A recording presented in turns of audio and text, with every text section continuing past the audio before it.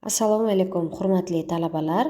Bugungi mavzuyimiz avtomobil sozlikda robototexnik tizimlardan foydalanish haqida sizlarga tushuncha berib o'taman.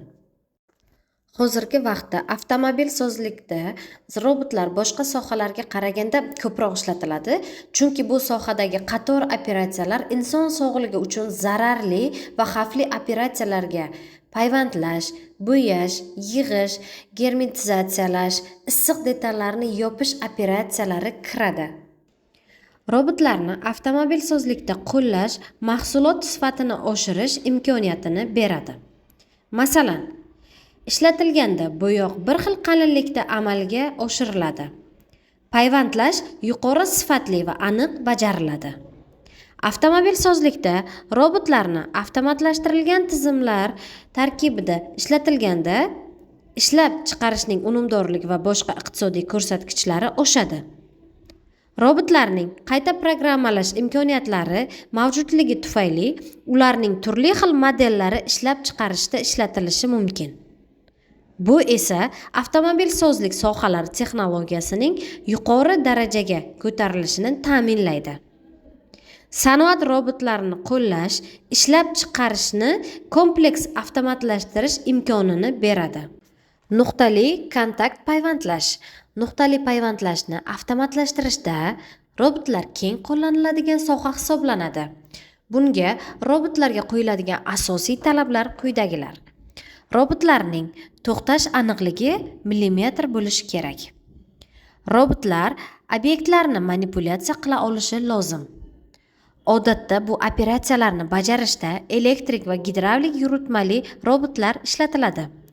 Nuqtali payvandlash jarayoni xavfli va anchagina yoqimsiz, shovqinli hisoblanadi. Shuning uchun bunda robotlarni payvandlashni avtomatlashtirish uchun qo'llash insonlarni og'ir mehnatdan ozod qiladi va payvandlash tezligini oshirish hamda uning sifatini oshirish imkonini beradi. Elektr yo'yi bilan payvandlash haqida tushuncha beradigan bo'lsam, bu payvandlash jarayoni inson sog'ligi uchun nihoyatda zararli hisoblanadi va uni robotlar yordamida avtomatlashtirish payvandlash sifati va tezligi yuqori bo'lishini ta'minlaydi.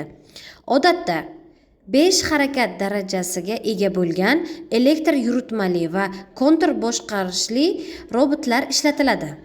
Talab qilinadigan aniqlik millimetr bo'lishi kerak. Robot murakkab trayektoriyalar bo'yicha harakat qila olishi lozim. Uni programmalash va boshqarish sodda bo'lishi lozim.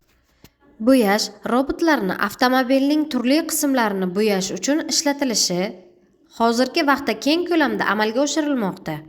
Bu sohada ishlatiladigan robotlarga quyidagi talablar qo'yiladi. Birinchisi, manipulyator 6-7 ta harakat darajasiga ega bo'lishi kerak.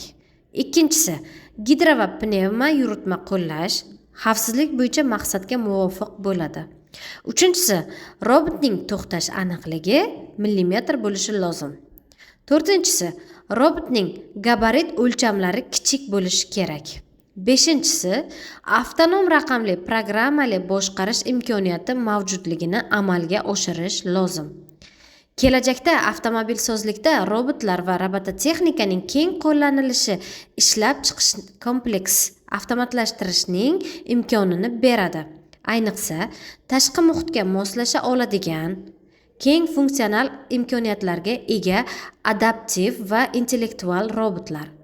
Ularning yangi avlodlarini asosiy va yordamchi texnologik operatsiyalarni avtomatik bajarishda qo'llash ishlab chiqarishning rivojlanishini ta'minlaydi. Mavzuyimiz haqidagi qisqacha ma'lumot shular edi. E'tiboringiz uchun rahmat.